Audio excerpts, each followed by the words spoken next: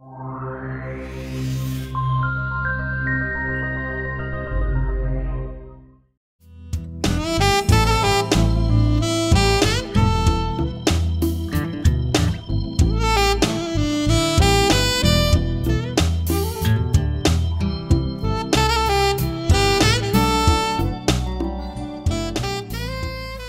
continuación, se llevará a cabo la conferencia titulada Formación en Derechos Humanos, misma que disertará el maestro Manuel Jorge Carreón Perea, director de investigaciones del Instituto Nacional de Ciencias Penales, quien representa al doctor Rafael Estrada Michel, director general del instituto, que por motivos de fuerza mayor no pudo presentarse. Para dar inicio, invito al maestro en Derecho, Marco Antonio Morales Gómez, consejero del Tribunal Superior de Justicia del Estado de México, a hacer uso de la voz en su calidad de moderador. Muchas gracias.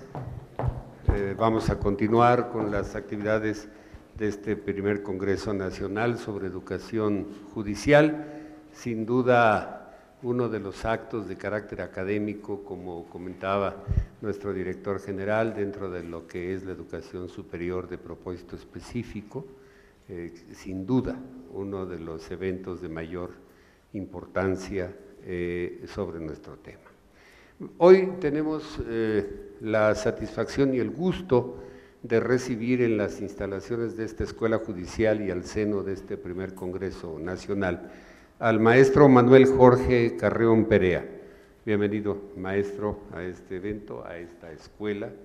Él es maestro en Derechos Humanos y Democracia, con especialidad en procesos políticos por la Facultad Latinoamericana de Ciencias Sociales, sede académica México. Aprobado con excelencia y recomendación para publicación en el examen de grado. Es licenciado en Filosofía por la Universidad del Claustro de Sor Juana, aprobado también con mención honorífica.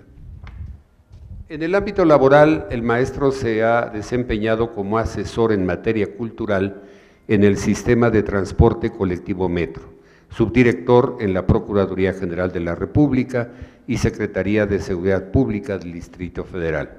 Director en la Subprocuraduría de Derechos Humanos, Prevención del Delito y Servicios a la Comunidad de la PGR. Actualmente es encargado de la Dirección de Investigación en el Instituto Nacional de Ciencias Penales. En el ámbito académico, el maestro es docente en el Instituto Nacional de Ciencias Penales en las maestrías de Criminología y Política Criminal, Juicio Oral y Proceso Penal Acusatorio, así como en la maestría en Justicia Federal. Es catedrático titular de la asignatura Derechos Humanos en la licenciatura en Derecho de la Facultad de Derecho de la Barra Nacional de Abogados. Asimismo, es docente certificado por la Secretaría Técnica del Consejo de Coordinación para la Implementación del Sistema de Justicia Penal de la Secretaría de Gobernación. Es autor del libro El uso político de los derechos humanos, así como de diversos artículos en revistas especializadas en el ámbito nacional y en el ámbito internacional, entre las que destacan Derecho y Humanidades de la Universidad de Chile, Intercrímenes del Instituto Nacional de Ciencias Penales, defensor de la Comisión de Derechos Humanos del Distrito Federal, entre otras. Es verdaderamente un privilegio el que tengamos la oportunidad de contar esta tarde con el maestro Manuel Jorge Carreón Perea, a quien con una gran satisfacción lo dejo en el uso de la palabra.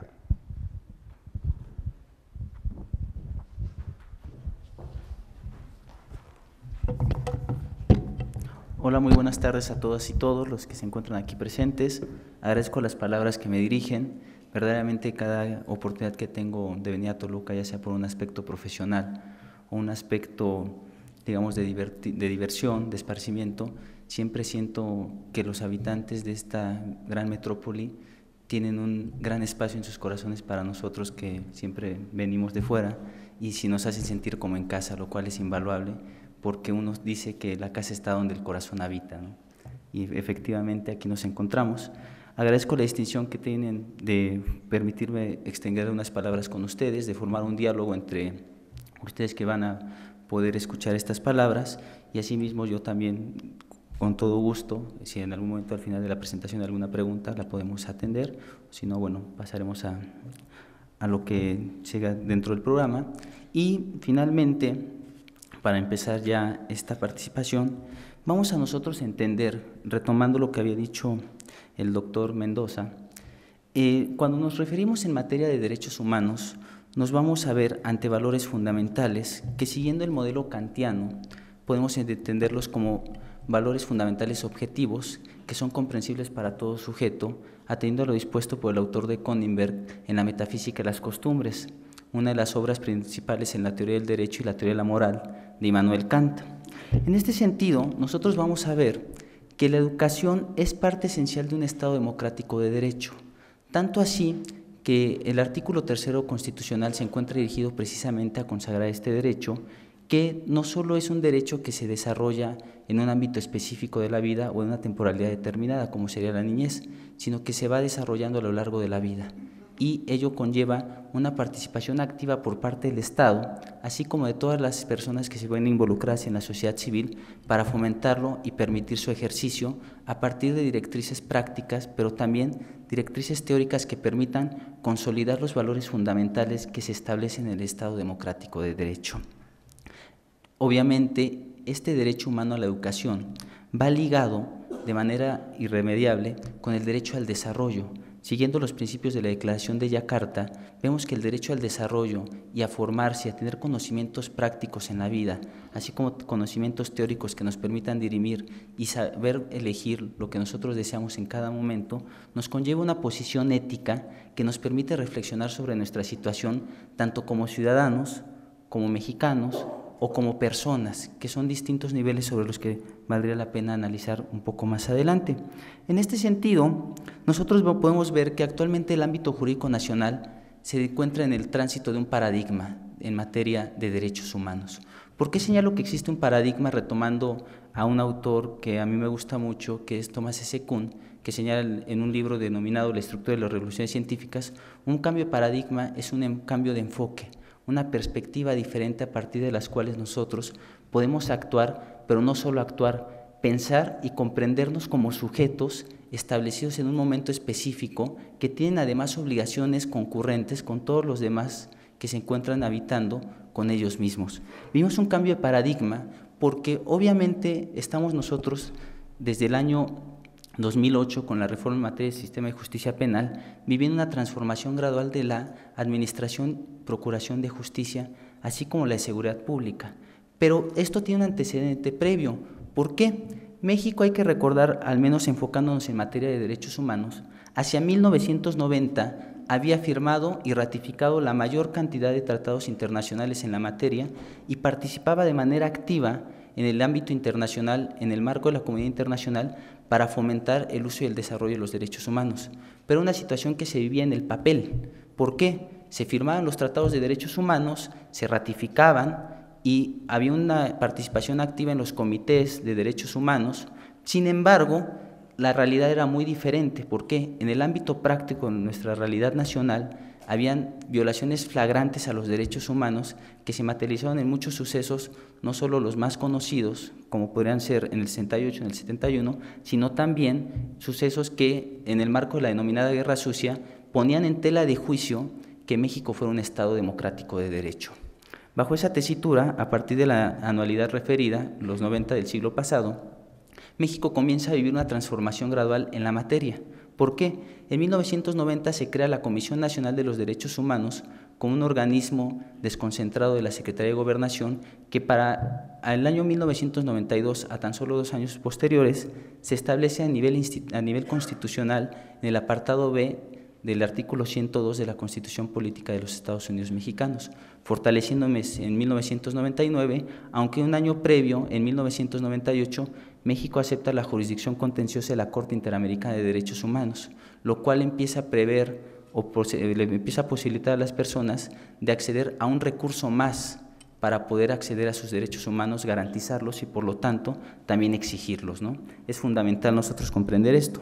Posteriormente, en la década del 2000, se empiezan a configurar modificaciones institucionales y legales fundamentales que hoy en día nosotros podemos experimentar, como podría ser el derecho al acceso a la información pública, a la transparencia y protección de datos personales, lo cual es un derecho fundamental que nosotros encontramos una gran herramienta para fiscalizar las acciones de las autoridades, pero también para exigir una rendición de cuentas clara, oportuna, que permita fortalecer el Estado de Derecho y fortalecer a las instituciones y a los propios servidores públicos que en ella operan o que en ella se materializan. Reiterando este punto, nosotros vemos que en el año 2008, reiterando una posición previa, se reforma la Constitución en las diversas disposiciones para pasar de un proceso de corte formal mixto a un sistema acusatorio en el cual se le brindan mayores capacidades a las personas, sobre todo a las personas ligadas a un proceso judicial, para poder tener un amplio margen de protección a sus derechos y a sus garantías, sobre todo de corte judicial. Esta reforma del 2008 ha mostrado un cambio sustantivo en la forma en cómo se comprende la justicia, pero también hay otra parte fundamental de esta reforma. Nos mostró que es necesario capacitarnos, porque para hacer valer una reforma constitucional, materializar sus contenidos y verdaderamente lograr que se protejan los derechos de las personas involucradas en un proceso, es necesario que sus operadores conozcan a la perfección, no solo en el ámbito teórico, sino en el práctico, los contenidos que esta misma reforma refiere. Este es un punto fundamental, porque desde que se promulgó el 16 de junio del año 2008, se ha hablado mucho sobre la forma o la necesidad de capacitar a los operadores del sistema de justicia penal. Y desafortunadamente, apelando a Marcel Proust, en una obra que a mí me gusta mucho, que se llama En busca del tiempo perdido, ya cuando estamos cerca a unos meses de que se concrete el plazo establecido, vemos que todavía falta mucho, lo cual no tiene que tomarse en un sentido negativo. ¿Por qué? Mucho se ha hecho, pero mucho falta por hacer. Y eso es un incentivo que nosotros debemos de tener. Pero retomando el punto previo, nos mostró esta reforma la necesidad de volver a comprender que los operadores jurídicos no solo tienen una capacitación o una formación o una enseñanza que culmina en un aula de una escuela, en un aula de una maestría o de un doctorado. Tiene que ser constante. ¿Por qué? El constante mejoramiento de los servidores públicos va a permitir que el Estado democrático de derecho se desarrolle y que verdaderamente se genere una cultura de libertad, de legalidad y de respeto a los derechos humanos, comprendiendo no solo de manera superficial, sino a fondo, cuáles son las implicaciones directas de estas disposiciones legales y, por lo tanto, poder atender las necesidades de la población y con ello lograr consolidar el espíritu del Estado mexicano o de la legislación penal en México, que Eugenio Raúl Zaffaroni señalaba como una legislación de corte liberal, pero siempre tendiente a garantizar el derecho de la persona. En la reforma del 2008 se ve, además de los contenidos que ella misma refiere o que ella misma tiene, se ve fortalecida, sobre todo en el ámbito de las víctimas y de las personas imputadas, con la reforma constitucional del año 2011 en materia de derechos humanos, que a un lustro de su promulgación, que en 4 meses se de su promulgación, nosotros vemos que esta reforma ha sido fundamental para comprender que el tema de derechos humanos, si bien es uno de los temas que más suenan o que más se encuentran ligados en nuestra esfera jurídica actual, es uno de los temas que mayor necesidad tiene de atender, y por parte de las autoridades de los 3 niveles y órdenes de gobierno. ¿Por qué? Hay que recordar que, de acuerdo a la Ley General de Víctimas, en su artículo 6º, fracción 19, una violación de derechos humanos es una conducta, es decir, un acto o omisión cometido por un servidor público que atenta contra los derechos humanos consagrados en la Constitución o en los tratados internacionales en la materia de los que el Estado mexicano sea parte. La reforma del 2011 nos permite ver que ya en México no solo se van a tutelar las garantías, se conserva en la redacción del artículo 1 constitucional el concepto de garantías, pero también se habla sobre derechos humanos y por lo tanto se le brinda a la persona facultad más y una posibilidad de poder atender al Estado en caso de que se vulnere. Bajo esta tesitura citaré a Habermas una definición de derechos humanos que va ligada con la posición que mencionaba el doctor Mendoza, para la cual los derechos humanos son derechos subjetivos exigibles que conceden libertades y pretensiones específicas. Han sido diseñados para ser traducidos en términos concretos en la legislación democrática. tenemos una parte, para ser especificados caso por caso en las decisiones judiciales y para hacerlos valer en casos de violación. Finalmente, con la reforma del año 2011, lo que consagramos, o al consagrarse derechos humanos, nos vemos en la necesidad de que toda la cultura jurídica del país comprenda cuál es el alcance y las diferencias que tienen estos conceptos y cuál es la importancia que guardan para poder mantener no solo el Estado, sino la democracia e incluso nuestra propia seguridad y dignidad como personas. Finalmente hay que atender este punto. Los derechos humanos son derechos de todos. ¿Y por qué son derechos de todos? Porque son derechos esenciales subjetivos e inalienables, es decir, que no se pueden enajenar, que no podemos renunciar a ellos, que tutelan libertades fundamentales, siguiendo a Isaiah Berlin, libertad en el entendido de hacer y no hacer, garantizan la igualdad, una igualdad en tres sentidos: igualdad material, igualdad formal e igualdad procesal. Igualdad material, las mismas oportunidades, no tener lo mismo todos, sino las mismas oportunidades de poder ejercer los derechos. Igualdad formal, la igualdad ante la ley, por ejemplo, el artículo 4 constitucional cuando nos refiere el varón y la mujer son iguales ante la ley, y una igualdad procesal en el marco de un proceso que, por ejemplo, en el caso del proceso penal acusatorio, bien se manifiesta este principio de igualdad en los artículos 10 y 11 del Código Nacional de Procedimientos Penales, y que además garantizan mínimos necesarios para la vida, porque la vida requiere de ciertas satisfacciones que nos permitan de cierta manera no solo desarrollarnos, sino poder existir, van ligados con la existencia de la persona. Por lo tanto, con la reforma del 2011, además de añadirse la interpretación conforme, la convencionalidad y así el principio pro persona, que son fundamentales, pero por razones de espacio no podremos desarrollar aquí, se establecen principios ligados a los derechos humanos, que a saber son 4 de acuerdo al artículo 1, párrafo 3 de la Constitución Federal. Principio de universalidad. Todas las personas son titulares de los derechos, por una parte, pero por otra el principio de universalidad también va a implicar de manera necesaria que no solo las personas tienen que ser titulares, sino que todos debemos tener las mismas posibilidades de ejercerlos y de exigirlos, que son dos momentos completamente distintos. Una cosa es ejercer el derecho humano y otro exigirlo en caso de una vulneración o posible vulneración por parte de las autoridades. Principio de interdependencia. El ejercicio o afectación de un derecho humano incide en el ejercicio o afectación de otro derecho humano, es decir, se encuentran ligados de manera interdependiente. Indivisibilidad, que es uno de los más interesantes, porque quiere decir que son un conjunto de derechos y la autoridad tiene que ver y tiene que actuar y materializarlos de la misma forma para todas las personas. Tiene que actuar de la misma forma para garantizar el derecho humano a la educación, a la alimentación, a la vivienda, el debido proceso. ¿Por qué? Porque son un solo cuerpo, negando, por ejemplo, una tradición doctrinaria que se ha traducido en las denominadas generaciones de derechos, que mucho han afectado esta concepción porque dividen a estos derechos o los fragmentan, y parecería que por primera generación entendemos civiles y políticos, que son más importantes, en una segunda generación entenderíamos económicos, sociales y culturales, y una tercera generación difusos, la cual dicha acepción yendo en contra, por lo tanto, del criterio del principio de indivisibilidad. Y finalmente de progresividad. Los derechos humanos tienen que mejorarse y perfeccionarse constantemente y atender y adecuarse a las necesidades sociales de cada momento, siempre en beneficio de la persona y atendiendo a las especificaciones. Este mismo artículo 1, párrafo 3, nos marca deberes estatales en materia de violaciones de derechos humanos. ¿Por qué? Nos dicen, hay 4 deberes esenciales que el Estado tiene que cumplir y garantizar. ¿Cuáles son estos deberes? El primero de ellos va a ser el deber de prevenir las violaciones de derechos humanos, cuyo significado ya hemos referido previamente.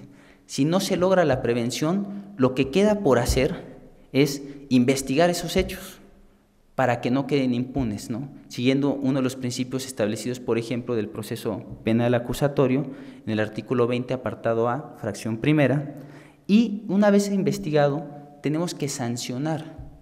Y eso el Estado tiene 2 vías, una de carácter administrativo, que podría ser a través de las contralorías, por ejemplo, y otra de carácter judicial, la cual cobra mayor relevancia por el impacto que tiene en el marco de la ciudadanía. Y finalmente, reparar. Esta reparación de acuerdo a la Ley General de Víctimas, no hay que entenderla como un aspecto meramente monetario. La reparación no quiere decir dinero.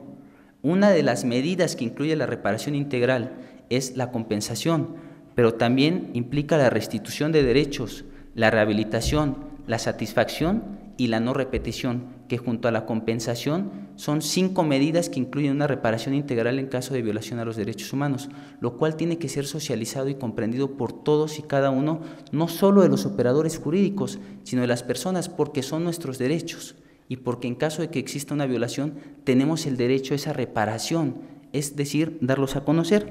Y finalmente, este artículo primero, párrafo tercero, que aun siendo tan corto nos da un material de trabajo muy amplio, nos manifiesta que existen obligaciones estatales en la materia. ¿Cuáles son estas obligaciones estatales en la materia? Respetar los derechos humanos, es decir, inacción por parte de las autoridades que implique violación de derechos humanos. Las autoridades se tienen que abstener de violar derechos humanos. Protegerlos en caso de que exista una posible afectación o ya una afectación, establecer y mover todo el aparato estatal para que se protejan debidamente y evitar una victimización secundaria, la cual es trágica, porque si supongamos que una persona es asaltada, es víctima del delito, acude ante el Ministerio Público y el Ministerio Público no le escucha o no atiende su denuncia, pues esta persona ya no solo es víctima del delito, ahora es víctima de una violación a los derechos humanos, que es el acceso a la justicia, lo cual no se comprende de manera necesaria. Asimismo, garantizar, es decir, establecer todos los mecanismos a disposición del Estado, sean estos institucionales o legales, con el objetivo de generar mecanismos para el ejercicio de los derechos humanos, entendiendo la garantía como un mecanismo para la protección de los derechos y, según Ferrajoli, una garantía en sentido primario, como se encuentra establecido en la norma, o en un sentido secundario, cuando ya se materializa con alguna acción concreta, que puede ser de carácter judicial o puede ser a partir de una política pública, entendida esta como toda acción o actividad estatal encaminada a solventar un problema a corto, mediano y largo plazo. Y finalmente, una garantía, un deber fundamental del Estado, una obligación fundamental del Estado, es la de promover los derechos humanos. La promoción de los derechos humanos implica de manera necesaria 2 cuestiones: impulsar el ejercicio de los derechos por parte de las personas, pero además dar a conocer estos derechos. Bajo esta tesitura, dar a conocer los derechos, esta promoción, nos permite establecer un vínculo con la educación, la formación en materia de derechos humanos para los operadores del Estado y principalmente para los operadores del sistema de justicia. ¿Por qué? La promoción de los derechos humanos, darlos a conocer, una parte fundamental es a partir de la educación precisamente. ¿Cómo yo puedo dar a conocer los derechos y su contenido? Educando. ¿Cómo educo? Pues bajo diversas perspectivas y directrices que analizaremos a continuación, pero atendiendo que la educación integral que se tiene que dar a los servidores públicos sobre todo, pero a toda persona, es, como bien lo mencionaba el doctor Mendoza, a través de formación de competencias, pero también una formación en valores. Una formación en valores es fundamental para los derechos humanos. ¿Por qué? Porque los valores, al ser principios fundamentales objetivos, reconocibles para todo sujeto racional, nos permiten ubicar a la persona, al ser humano, como un sujeto de derechos. Pero apelando a Jean Lyotard, nosotros vemos que el valor como persona, nosotros reconocemos en el otro un sujeto de derechos. Es decir, existe una empatía cuando yo reconozco en el otro las mismas posibilidades y facultades que yo tengo para expresar una manera determinada de ver las cosas, o para ver en el otro que también es un sujeto idéntico a mí, y por lo tanto mis derechos son también traducidos a él, porque él tiene los mismos derechos en una situación empática, y por lo tanto conocer cuáles pueden ser los límites precisos y sobre los cuales es el marco en el que se desarrollan este tipo de derechos. Finalmente, la empatía es fundamental para comprender los derechos humanos y por lo tanto los valores nos ayudan o coadyuvan a poder fortalecer este punto. Y finalmente, la educación, que reitero, es fundamental como un criterio esencial de la obligación de promover. La educación implica contenidos teóricos y prácticos. Como bien mencionaba el anterior disertante, lo que nosotros tenemos que hacer ya como servidores públicos es perfeccionar saberes previos. Ese perfeccionamiento de saberes previos tiene que ir encaminado a nuestra formación. Bajo esa tesitura, yo retomo un documento poco conocido en el ámbito académico, pero que es fundamental para comprender en materia de derechos humanos, que es la Declaración de las Naciones Unidas sobre Educación y Formación en materia de derechos humanos, promulgado por la Asamblea General de las Naciones Unidas en el año 2011. ¿Por qué retomo este documento? Porque lo que nos señala es que toda persona tiene derecho a poseer, buscar y recibir información sobre derechos humanos, así como tener acceso a la educación y a la formación.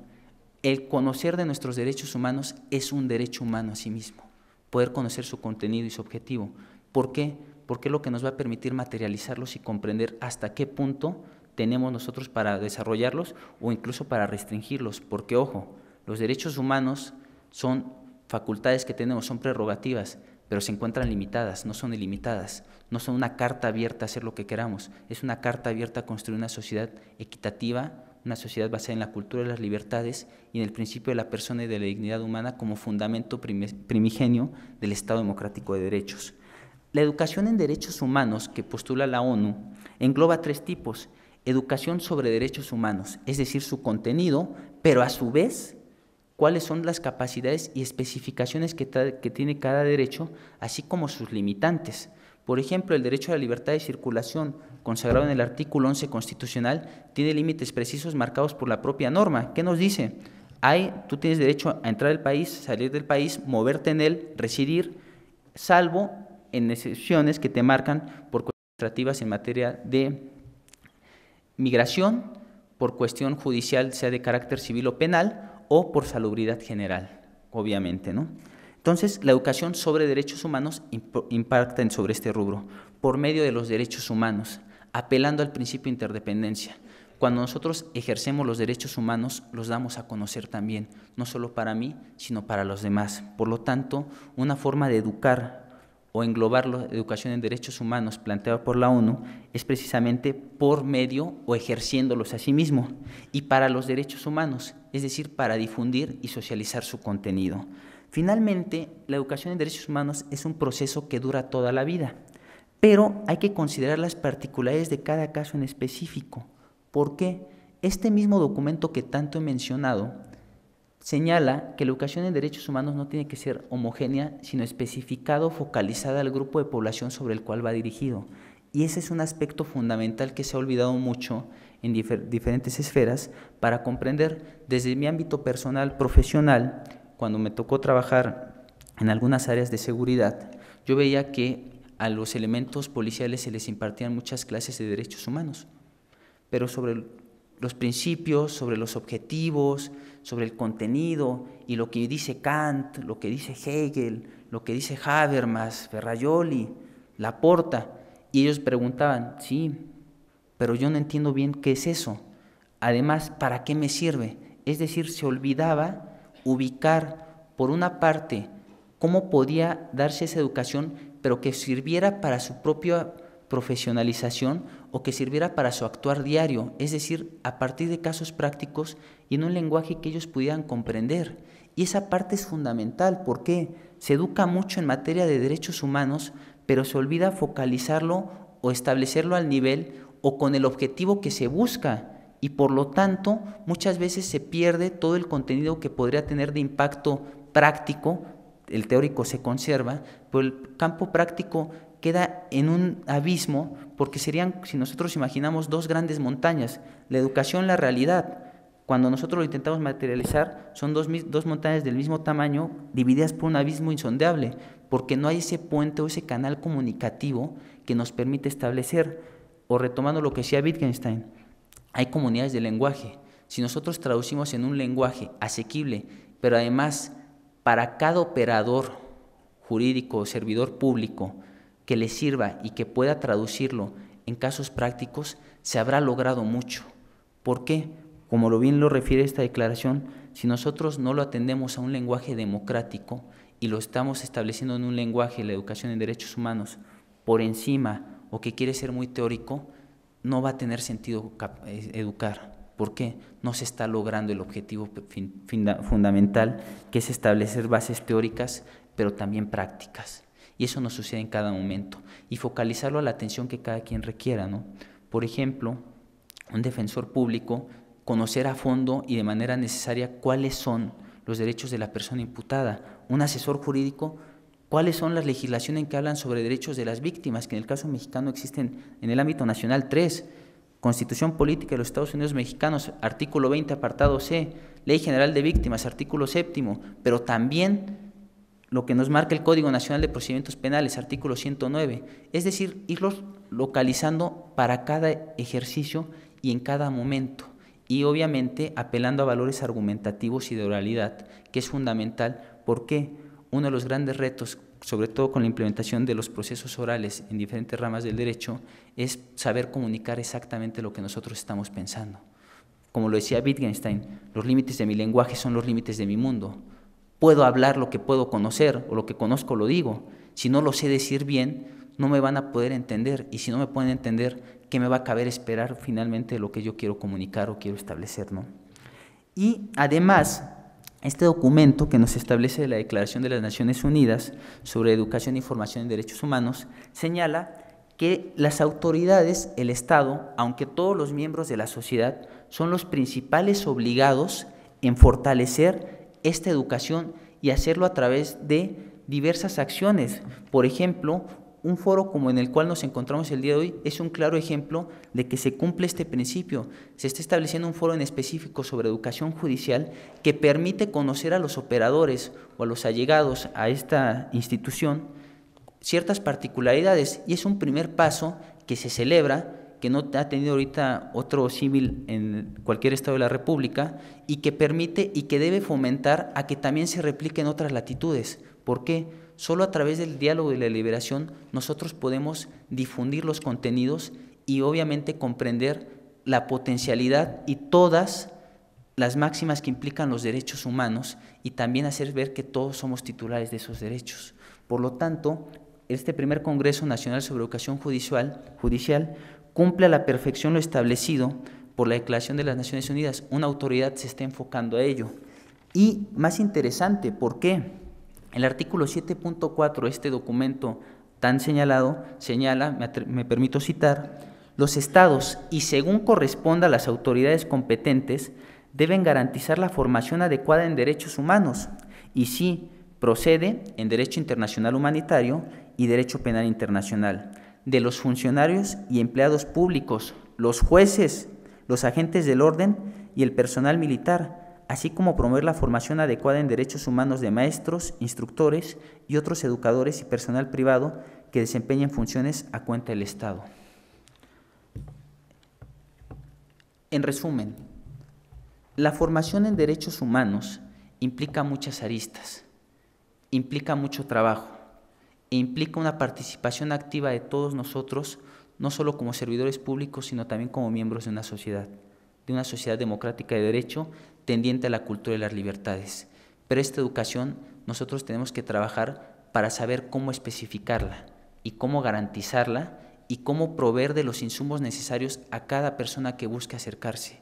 Simple y sencillamente, con difundir el conocimiento adquirido en ciertos lugares, podemos fomentar una cultura del respeto a los derechos humanos que es indispensable en los estados democráticos de derecho, que es indispensable en una sociedad que requiere la atención directa de todas las personas involucradas en el bienestar y en el mejoramiento constante de la sociedad. Yo sé y reconozco que el tema de derechos humanos puede ser un tema que digan ustedes, es muy común o está de moda. Yo creo que no está de moda. ¿Por qué? Lo que nos muestra la historia de los derechos humanos es que hay un proceso gradual de consolidación de los derechos y que ha implicado un trabajo arduo y continuo que se va desarrollando paulatinamente en todos los estratos y en todos los niveles de la sociedad. Uno tiene que atender a estas cuestiones y saber que nosotros nos enfrentamos ante retos mayúsculos, ante un nuevo sistema de justicia que se está volviendo una realidad en México, pero también estamos ante una muy buena oportunidad de comprender y tomar una posición con respecto a ello. Para finalizar, lo que yo puedo establecerles, además de invitarlos a verdaderamente conocer el tema de los derechos humanos, acercarse y principalmente conocer sus derechos para que puedan compartirlos, es, citando un poema de Tennyson que se llama Ulises: si bien ya no somos, lo que antes éramos, somos lo que somos, corazones heroicos de parejo temple, dispuestos a buscar, luchar y nunca rendirse. Nunca hay que rendirse por un objetivo como es la justicia social, que el Poder Judicial tiene una gran parte para poder hacerlo, porque es el último garante de nuestras normas. Y finalmente, como diría Michel Houellebecq, el mundo es como es, eso es cosa suya, pero no es en absoluto justificación para no querer cambiarlo. Muchas gracias por su atención.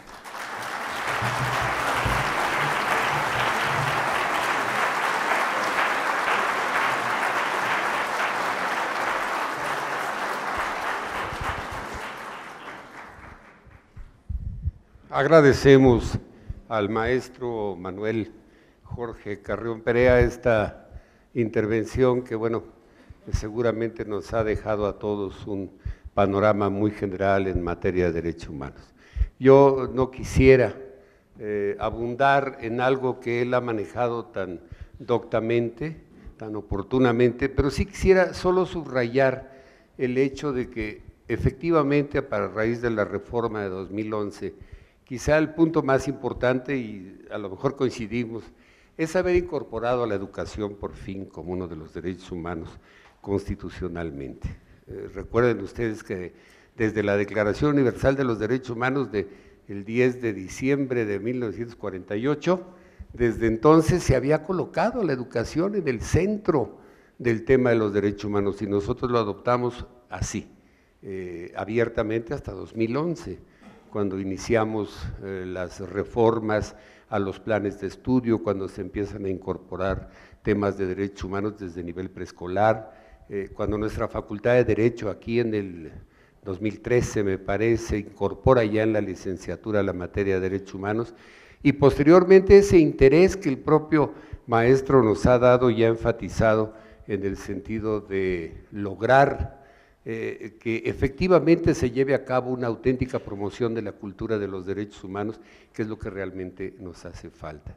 Recordemos que el tema de derechos humanos es un tema cultural, que es distinto aquí que en Medio Oriente, eso yo lo he comentado mucho con algunos alumnos que me soportan en la universidad, en donde aquello que a nosotros nos parece y hemos aceptado como derechos humanos, allá no lo son y son diferentes. ¿Por qué? Pues porque es un tema cultural y porque finalmente nos los hemos inventado, y perdón que lo diga así, maestro, pero nos los hemos inventado nosotros, pero les hemos dado vigencia. Nos los hemos inventado y hemos aceptado que son parte nuestra y que sin lugar a dudas no hay uno que quiera o no quiera deshacerse de sus derechos humanos. Entonces me parece que la intervención del maestro ha sido extraordinaria, yo así lo quiero señalar. Tuve, como ustedes saben, la oportunidad de ser presidente de la Comisión de Derechos Humanos 5 años y la verdad es que esta intervención ha sido una de las intervenciones más completas que yo he escuchado. Muchas gracias, maestro, le agradecemos mucho y quisiera que le regaláramos nuestro afecto y que no sientan que los tolucos somos fríos, sino que sabemos dar un aplauso muy cálido.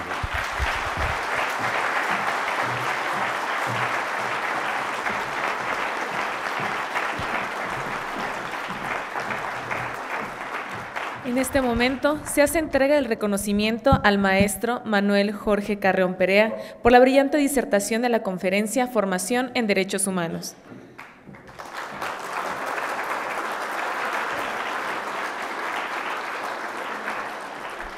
Y al maestro en Derecho, Marco Antonio Morales Gómez, por su destacada participación como moderador.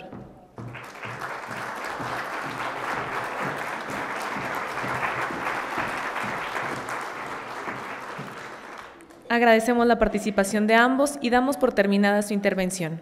A continuación, iniciaremos con la última conferencia, por lo que les solicitamos permanecer en sus lugares.